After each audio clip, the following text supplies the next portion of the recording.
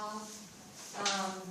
I'll share how I came out of that. I grieved and examined my case and mobilized to hold the system accountable, try to make policy changes and empower the voice of women. And the points of my story are that preventable death is unacceptable, that a woman's voice regarding her health and her baby's health cannot be discounted and dismissed, and the public needs to know the infant mortality rate of each hospital and the mother's ethnicity.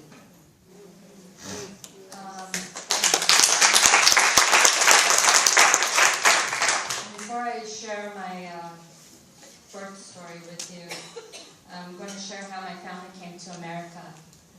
My family escaped Afghanistan when many family members were killed during the Soviet invasion. Through a long and hard journey, we ended up in Fremont, California, which is in Alameda County here in the Bay Area, and it's the largest population of Afghans outside of Afghanistan.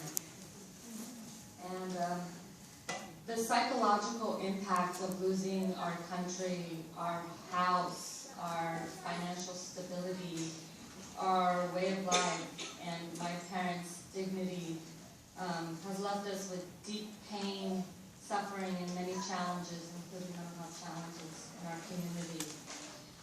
But despite leaving our country and those barriers, my parents felt fortunate that America provided us support, that we, the food stamps and Section 8 housing, they were critical. If we didn't get that support, I would not be here today with you. My mother always valued, she was a teacher and ensured that I graduated from high school and college, and ensured I had every opportunity to achieve the American dream. Upon graduating from college, I immediately went into my career and started building my professional life. I am in the field of mental health, and as a child growing up being the interpreter for my mother's mental health services, I became immediately exposed to the public mental health system. And when I got an opportunity to work in the field, I saw many ways that the system needed to improve. But it's through this career also that I was blessed to meet my husband, Jesse Tamplin, and I was living the American dream. We got married, and it was time for us to start a family. And we went to birth education classes, we went to mindfulness classes. We were both health professionals, and were very excited when we found out I was pregnant with my daughter, Lila Yasmin. And we were excitedly waiting the birth of our daughter. And as educated professionals, we did everything to ensure a safe arrival of our daughter, and we're planning on a natural birth. And I had a lot of support. My mother, Sushila Virginia Schrerin, is here, and she's been instrumental in my healing process and in my journey. And on July 10th, so I apologize if it starts getting a little my voice is going to shake a little bit maybe. On July 10th, 2009, I went into labor. I was 40 weeks pregnant. And I stayed home through this process. On July 11th, my water broke, and there was significant meconium. The first bowel movement, and what was it? It's removed. Yes. Yeah, there's other places I have to sometimes say that. And I had done my research. I knew that that was a sign of distress for her. And we immediately, I have notes from when I was preparing and getting information about my labor. I have a note where I said, you know, if you notice this, and there's an arrow that says go to the hospital. And so we immediately went to the labor and delivery room in Contra Costa County, and that I'm unable to name due to legal reasons, but they were very busy. And when I was being triaged, we immediately told the nurse about the meconium and, you know, the need or the possibility for a C-section because of the signs of distress. And we asked if there was a plan, and she dismissed our concerns. She dismissed everyone's concern in my family and considered it as first-time mother jitters. And over the next 29 hours, we experienced not only our concerns being dismissed on each shift, the staff, there was understaffed, the staff were overworked, and there was no care plan.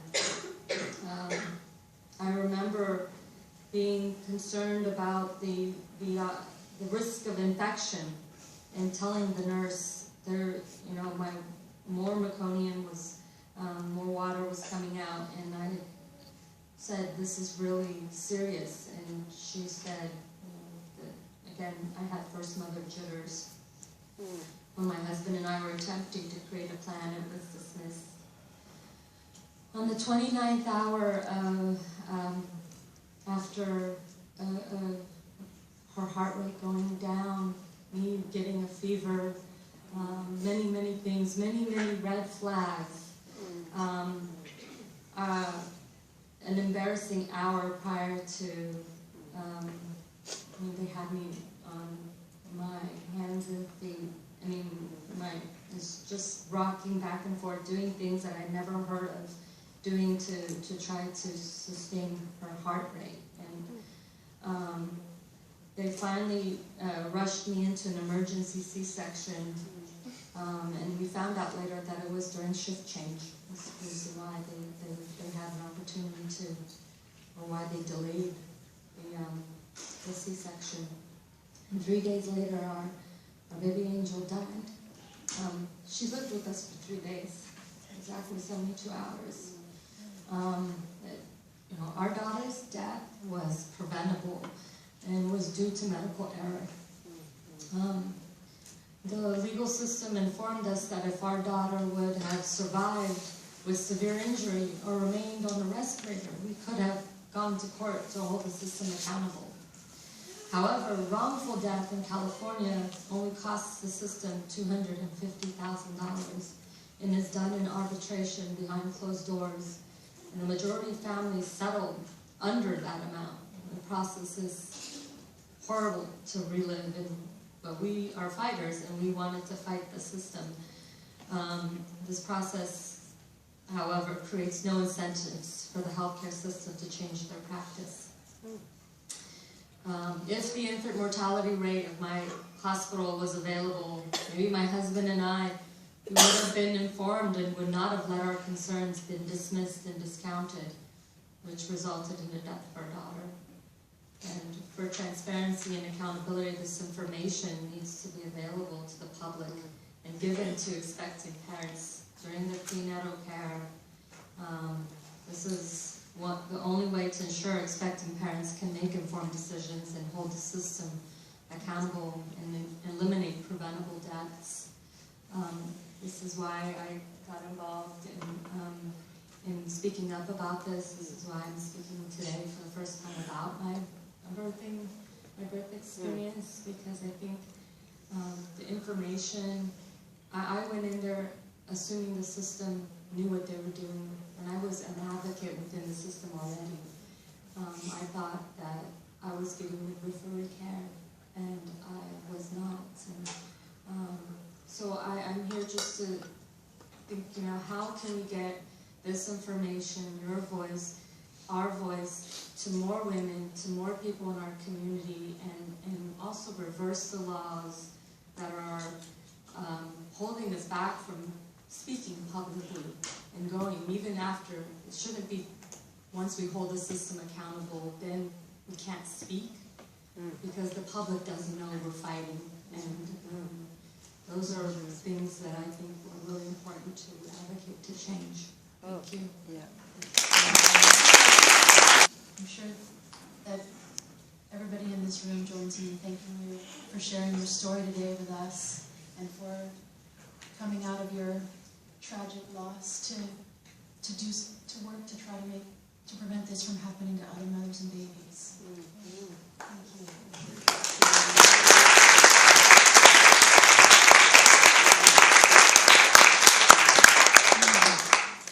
I'd like to introduce Kathy Belay. Hi everybody, my name is Kathy Belay, and I do the Birth Anarchy blog, and over there we talk about birth as a feminist issue, and more specifically the injustices in birth as a form of gender-based violence. So I appreciate you sharing your story. I mean, I think it demonstrates exactly that point that we are talking about, some very specific gender-based violence that's happening around birth. And Hermine, I just really loved your talk, and all of the backstory that came with that, I think, is so important, and we sometimes forget about that. I'm going to talk kind of piggybacking off of what Hermine said, maybe a little bit more on the practicality side of why birth is something that needs to be addressed as a feminist agenda item. I read an article recently that detailed a handful of ailments that women of the past were treated for. Maybe you saw it too, it was out in the last week or so. But things like genital masturbation performed by a physician to treat women's hysteria, lobotomies for women who were perceived to have mental illnesses, or let's just be real, women who had too many opinions or who contradicted too many authorities. The article rounded out by talking about why this history matters, by pointing out the ongoing struggle for access to abortion and the amount of regulation attempts on women's bodies, which are important points and absolutely a part of the ongoing subjugation of women. But the circle isn't complete without bringing birth into this realm. The way that women are treated in birth is far more connected to the oppressive issues of our past than almost any other experience women face today. While we do face unfair restrictions and deep paternalism around our ability to access contraception and abortion, the routine denial of women's autonomy and their abuse in birth is far more reminiscent of an historical era where women were treated like inanimate objects without a voice, or like property that needed some fine-tuning and adjustments to make them work how their property owner wanted them to. The images of the past of subjecting women to unwanted bodily procedures in many ways mirrors the struggles many women are enduring in birth in the 21st century. Even though 4 in 5 will give birth in her lifetime and 1 in 3 will have an abortion by menopause, somehow the abortion struggle has dominated the reproductive justice issue in feminism. The fact that more women will experience birth and its routine abuses of women, but this issue has yet to make it as a priority agenda in feminism, reveals a lot about the still ingrained hierarchy of values within not only society at large, but the feminist movement itself. While feminism has evolved a lot over the decades, we're still seeing divisiveness between women who are parents and those who are not. The value system of society bleeds over into feminism when the priorities and voices of women who are not parents are elevated, while those who are continue to be marginalized. I was at a university-hosted lecture by a popular feminist blogger a few weeks back. A mother with a squirmy toddler had excused herself to the lobby. Apparently the toddler, walking and babbling near the back doors, was distracting to the speaker, who very curtly asked, "Whose child is that?"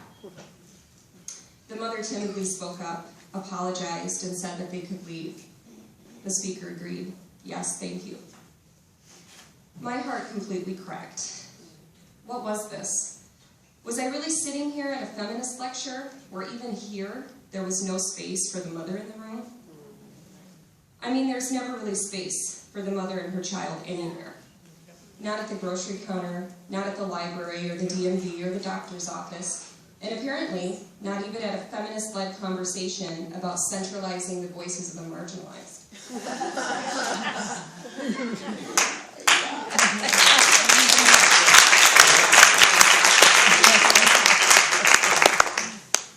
If it wasn't so disheartening, the irony would make me laugh. The real reason we continue to maintain ignorance and passiveness around the issue of birth is because as feminists, we've still bought into the idea that mothers hold the least value. No matter how we identify, as a woman of color, trans, queer, cisgendered, straight, a mother will be the most excluded voice in any given category. So in order for birth to be pushed into the forefront of the feminist agenda, we need to not only make space for mothers to be in the room, but we need to elevate the voices of mothers as central in the feminist conversation. Once we start making efforts to deconstruct this hierarchy of value, then we can move on to talking about the more specific barriers between the reproductive justice ends that keep us from working together. Because the birth and abortion fights should be the same struggle. We're all fighting for our rights to be autonomous decision makers. But we each continue to play a short game in furthering our own specific agendas. The natural childbirth movement has ostracized the choice community by insisting that autonomy is connected to a certain kind of birth in a certain kind of location. This agenda, with lots of necessary and important messages that insist that women and their bodies work most of the time, that women don't need the authority of an institution, and that women are competent and powerful, are all valuable messages that come out of this movement. But the birth movement polarizes itself by framing the movement so narrowly. For instance, people who are more comfortable in a hospital setting, those who choose medication and intervention for birth, people on Medicaid and other forms of assistance have found that this agenda has had little room for them. But all of us deserve the rights to make choices about our bodies and our births, not just those who make the supposed right choices. The choice community, too, has ostracized itself from the birth community by using medicine and science-based alliance language as a platform for its agenda. Using phrases that suggest the idea that decisions about our bodies are shared between more than one party serves to fuel the idea that women do, in fact, need to be handheld in decisions about our bodies. But it shouldn't be politicians.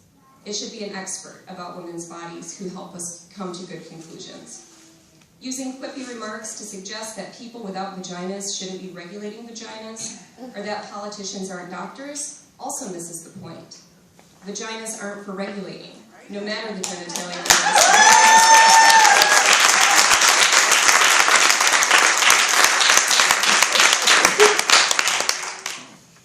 In order to move birth into the forefront of the feminist agenda, we need a new cohesive platform that we can all stand on across the reproductive health spectrum. And this agenda should hold equal value for all women. Women who want to avoid pregnancy or end a pregnancy, women who want home births or birth center births or hospital births. For all of us, the central point in a cohesive agenda is autonomy. And it isn't about autonomy based on enslavement to our hormones, nor is it about autonomy based on what proofs science or medicine have to support it. Our autonomy is based on our fundamental rights, rights that are afforded to every other human in this country to make authoritative choices about our bodies. It doesn't matter if our choices are backed by science or supported by medicine. It doesn't matter if our choices are based on physiology. Women may make choices about our bodies based on any number of factors, including religious beliefs, cultural influences, peer-reviewed studies, Dr. Google, anecdotes, our own experiences, and with consideration for our own personal well-being and that of our fetuses. If we as feminists agree that women are the most invested people in our own health and in our pregnancies, surely we agree that women are the ones best positioned to make health decisions without interference from any other outside agency. So we have a lot of educating to do. We have a lot of stories to be telling, experiences to be sharing. It's high time young women learn about the realities of abusive birth culture as early as they do about abortion restrictions. Now is the time for birth to be addressed as a feminist agenda item, because birth is the last place in which we hear feminists describing their births, describing their experiences with submissive language. It's time because only in birth do we accept the normalcy of a woman being physically held down, told to shush, told to be a good girl. In 2015, it's beyond time that we all recoil in horror when we realize the routine subjugation of women in birth.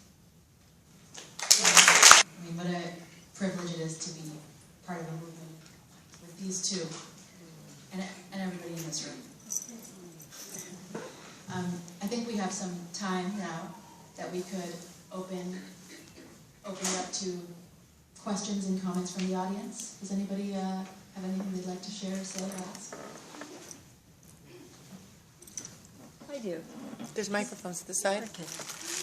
This is just a little story. It's not on.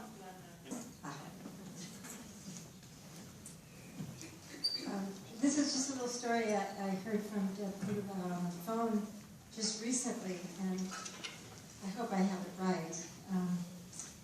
But she was at a NOW conference a number of years ago, and she ended up being in an elevator with Betty Friedan by herself, just the two of them. And so she looked at Betty and she said, "So, you know, what do you regret?"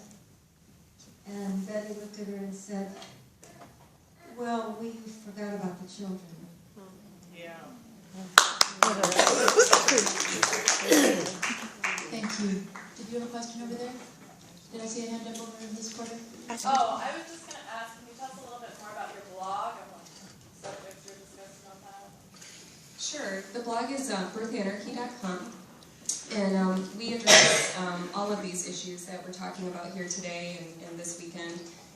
The injustices in birth, we tackle it from the whole full spectrum of reproductive justice and try to tie how these issues are all the same issue. And we address birth specifically in all of these issues as gender-based oppression. So we have a blog, we have a membership where we have forums and things like that where we go a little bit deeper into some of these topics. So I'd love it if you'd stop by if you haven't been there before. Okay.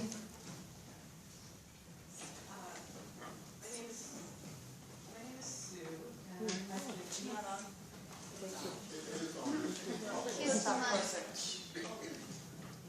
Even this.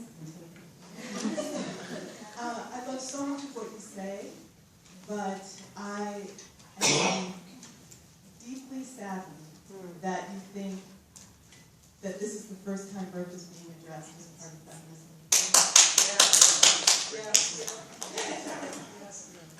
I think much of the movement in the 70s involved taking back our birth. I became a midwife after going to an engineering school where the ratio of men to women was 9-to-1, and it was a specific feminist response. Immaculate Deception, Barbara Ehrenreich, witches, midwives, and healers, they all address it from a feminist point of view. And even the suffragists mentioned yesterday when they were talking about making birth more humane in their perspective and the need for anesthesia was part of a feminist movement. So to not dismiss all the work that went into getting us here so that we could take this to the next level is really, really important. All the midwives of the 70s. But I think we all also know that childbirth was not mainstreamed as a feminist agenda, and that in 2015, most women do think reproductive rights equals abortion and contraception. And the C-section rate has skyrocketed, and to say those things is not to blame the women who have done all this work for all of these decades at all. What we're saying is that now is the time for childbirth to mainstream as a feminist agenda. The C-section rate is skyrocketing all over the world. Here at 32, it goes up to 99, as the people in this room know, around the world. So now is the time for the majority of women to stand up and say no more abuse in childbirth. So that's not to dismiss the role of childbirth and the mentioning of childbirth and the work, and those who have done that work. But unfortunately, those who are working on childbirth in the 70s and 80s were marginalized by the mainstream feminist agenda. Yes, we were. And that's what has to end now. Yes. My name is Denise, and I can't believe how much I'm trembling right now. These three women are up here because they're not afraid to use their voice, and they also are very clear that something's got their back. They know they're part of a sisterhood. On Thursday, I went to have my pedicure, right? And I sat next to one of my yoga students who was in my yoga class, and I didn't realize it at the time. It was her, she said, Cynthia, it's Laura, and I turned and I said, oh my God. I said, how was the birth? This was her third birth she was going to tell me about. She goes, oh, it's great. And I knew she wasn't telling me the truth. And all I did was melt my heart and invite quietly for her to open up. She proceeded to tell me the truth of her birth, and that was that her physician, who had been with her for the previous 2 births, had called her up and said, we're going to get this baby born today, and continued to badger the mother and intimidate her. And I don't remember exactly what she told me, but at one point, her husband said, can you just back off a little bit and leave her alone, because the baby is okay, and she's okay. So the doctor stamped out of the room. This was after about 24 hours of badgering this woman. The nurses from Alta Bates, and I know I'm saying names. I'm not going to say the physician's name. But the nurses came in and said, we're going to support you and we're going to love you and you're going to have this baby your way. And she had a natural birth. She did not tear for the first time. And she was elated. I could feel her power growing as she spoke her truth. There's one piece. I'm going to help her write a letter to the OB so the OB knows how she misused her power. And I am calling each of you to action. If you know somebody who has treated a woman in this way during the birth, it is your responsibility to hold your sister's hand and help her find her voice. So you can write a letter to the people who offend her and abuse her so they know. Because if we don't speak up and call them out and say, listen, I appreciate what you were trying to do, but this is what I felt. This is what I experienced in my birth. We have got to speak up and use our voices, and we have got to stop being afraid. Amen. Yeah, I felt, well, is this on? It is now. I love Alta Bates nurses also. My son was born there, and I had an amazing experience, so that was, want to put that out there. For the biggest issue that for us, we had a great nurse, but she was outnumbered in my daughter's birth. And the culture that she was in, her voice wasn't heard. She had the same similar concerns. It was not just the meconium, it was the heart rate, it was my fever, it was not looking at a continuum of care, not following, she worked double shift, but and stayed with me, but she wasn't heard. And so there's the culture of the hospital that will someone listen to when another provider in the team is bringing up the concerns